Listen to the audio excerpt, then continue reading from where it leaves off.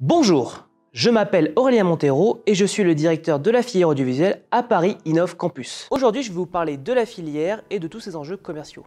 Dans les enjeux de la filière audiovisuelle, il y a globalement 3 pans qui sont vus tout au long de l'année.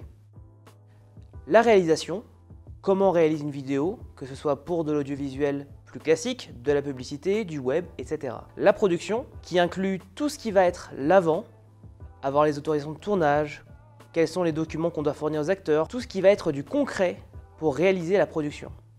Et enfin, l'aspect plus technique qui va inclure le tournage, le montage ainsi que toute la post-production en passant par le son. L'audiovisuel, c'est un média qui évolue et qui se réinvente constamment. On peut voir ça notamment au travers des nouveaux médias comme le web, YouTube, le streaming ou encore le podcast qui ne cesse de prendre de l'ampleur. Sans compter les enjeux qui continuent d'évoluer et qui sont en phase avec les enjeux actuels. On peut notamment parler de l'éco-production, qui est une vraie valeur qu'on essaye d'enseigner à nos étudiants. Et donc concrètement, comment Innov répond à tous ces enjeux? Déjà en ayant un programme en accord avec tout ça, notamment via des projets qui incluent l'éco-production, des projets concrets et très proches de ce que demande le marché, mêlant à la fois des exercices assez classiques, mais également des exercices extrêmement novateurs. On peut parler de projets comme des courts-métrages, des pubs ou des clips, dans un format plus classique, et à l'inverse, des formats extrêmement novateurs comme le podcast filmé qui marche de plus en plus, que ce soit sur YouTube ou sur Twitch, ou également des formats comme le Web Actu qui est un format documentaire plutôt tourné vers le web. Et bien entendu, Innov a une pédagogie qui évolue constamment en fonction des enjeux et des lois du marché. Maintenant, je vais vous parler plus en détail du programme de l'audiovisuel sur le Bachelor 1, 2 et 3. En première année, les étudiants se cherchent beaucoup. Généralement, ce sont des gens qui ne savent pas exactement ce qu'ils veulent faire, dans quel milieu ils veulent évoluer et quelles compétences les intéressent le plus. Et justement, ils sont là pour à la fois apprendre des compétences et se découvrir. Et la première année est là pour ça. Le premier projet qu'ils réalisent est un diaporama. L'intérêt est de raconter une histoire en 1 minute 30 avec uniquement des photos et des bruitages. L'intérêt étant que c'est un exercice extrêmement simple qui va mobiliser toutes les compétences les plus basiques. Le deuxième projet est un projet de combini, où ils devront réaliser par groupe de 3 interviews en s'inspirant des codes du web. L'intérêt étant en format des groupes de 3 que chacun à tour de rôle occupe les différents postes, réalisateur, cadreur et preneur son. Le troisième exercice n'est pas forcément le plus simple, il s'agit d'un exercice où ils doivent prendre un film et ils doivent créer une bande-annonce en partant de ça. Cet exercice est en général en solo mais il peut être effectué en duo. Enfin, l'un des premiers gros projets, le projet de clip.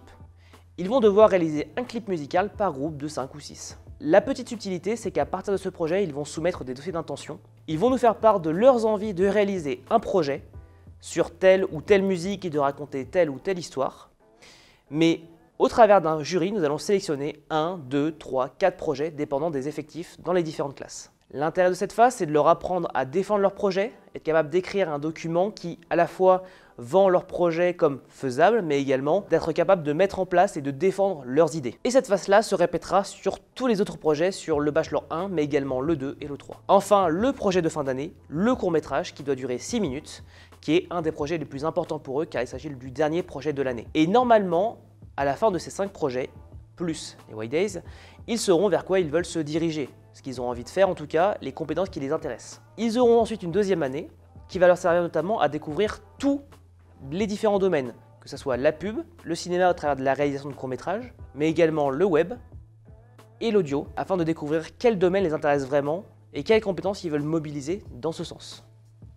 Pour ce faire, ils vont réaliser différents projets comme un documentaire portrait sur une personne, un lieu. L'intérêt étant, c'est d'apprendre encore plus le côté documentaire introduit dans le combini afin qu'ils puissent peaufiner leur art. Ensuite, ils enchaînent sur un exercice d'audiodrama où ils vont devoir raconter une histoire avec uniquement des sons et de la prise de voix. Enfin, ils enchaînent sur un projet de publicité qui est en général le projet le plus orienté vers l'image et un des projets sur lesquels les étudiants prennent beaucoup de temps. Ensuite, le projet de Web Actu qui est un documentaire orienté format type brut qui va s'intéresser à une actualité nationale ou régionale pour enfin finir sur le court-métrage de fin d'année comme en première année mais sur un format plus long de 10 minutes. Et normalement, à la fin de ces 2 premières années, les étudiants savent quelles compétences les intéressent, quelles compétences ne les intéressent pas et quels domaines les intéressent réellement. Plutôt pub, plutôt cinéma, plutôt télévision ou plutôt radio. La troisième année, c'est l'année de la confirmation, c'est l'année où ils vont être le plus en autonomie, ils commencent l'alternance et donc vont pouvoir mettre à profit toutes leurs compétences et confirmer leurs envies. Le premier projet réalisé est un projet de spot préventif à volonté et coproduction. C'est-à-dire que les étudiants vont devoir réfléchir à la fois à la réalisation, mais également à l'impact carbone qu'aura leur projet et voir comment ils peuvent diminuer cet impact. C'est également le début des cours orientés vers la communication. Le deuxième projet est un projet de film d'entreprise où ils vont pouvoir réaliser un film pour une entreprise, que ce soit à volonté de communication interne ou externe. Enfin, le troisième projet est un projet de podcast filmé, comme ceux qu'on peut retrouver sur le web ou sur Twitch. L'intérêt étant de se rapprocher le plus du marché et de proposer une réponse concrète à ce qu'on peut voir sur le web. Le dernier projet, mais pas des moindres, le court-métrage de fin d'année qui devra durer 12 minutes. Également, il y a un petit projet qui sera réalisé en parallèle, qui est un projet de bande démo, où les étudiants, à la fin de leur troisième année, doivent nous montrer une bande démo de tout ce qu'ils ont fait jusqu'alors, avec une volonté de montrer ce qu'ils ont vraiment envie de montrer par rapport au marché. Bien entendu, il n'y a pas que les projets, mais il y a également des cours transverses qu'on peut retrouver au travers des 3 ans, comme de l'analyse filmique, de la culture média et cinéma, les nouveaux médias, ou encore du management de projet. À la fin de ces 3 ans, ils vont avoir plusieurs choix, soit se lancer dans le domaine avec toutes leurs compétences techniques, et par exemple se lancer en tant que prestataire freelance, ou bien décider de s'orienter vers un master, que ce soit à Innov ou à Écart. Bien entendu, cette pédagogie possède énormément de points forts, une pédagogie orientée par projet, défendue par des spécialistes. L'idée étant, c'est que à chaque projet va se greffer un intervenant qui sera spécialiste du domaine. Si on prend l'exemple du Combini, on peut avoir des journalistes, ou même encore mieux, des journalistes qui travaillent pour Brut ou pour Combini. Pour le clip musical, on peut avoir des réalisateurs de clips musicaux, justement. Ou encore pour les courts-métrages, on peut totalement envisager d'avoir des intervenants qui sont orientés vers le cinéma. L'intérêt étant, c'est que les étudiants puissent être soumis à différentes visions artistiques, différentes façons de travailler, et trouver un peu quelle manière de travailler leur correspond le plus, et voir qu'il n'y a pas qu'une seule réponse et qu'il y en a plusieurs. L'intérêt également, c'est avec cette pédagogie par projet, c'est qu'ils pratiquent énormément. Il y a beaucoup de théories au début, notamment en première année, mais plus le temps passe, plus ils sont lâchés en autonomie, et l'intérêt c'est qu'ils puissent pratiquer complètement leur art et qu'ils apprennent de la meilleure des façons. Et l'un des autres aspects qui est extrêmement intéressant à Innov, c'est que l'on aborde tous les aspects de l'audiovisuel, que l'on parte de la captation vers le montage, la prise de son, le sound design, l'écriture ou la production. Tous les aspects de l'audiovisuel sont vus, et pour des étudiants qui sortent souvent du bac, on ne sait pas forcément qu'est-ce qu'on a envie de faire, plutôt production, plutôt réalisation ou plutôt captation. C'est des vraies questions que les étudiants se posent en général, notamment quand ils sortent du bac, et grâce à cette solution, on peut leur proposer de tester et de voir ce qui leur plaît vraiment. Enfin, les spécificités de notre pédagogie sont assez simples.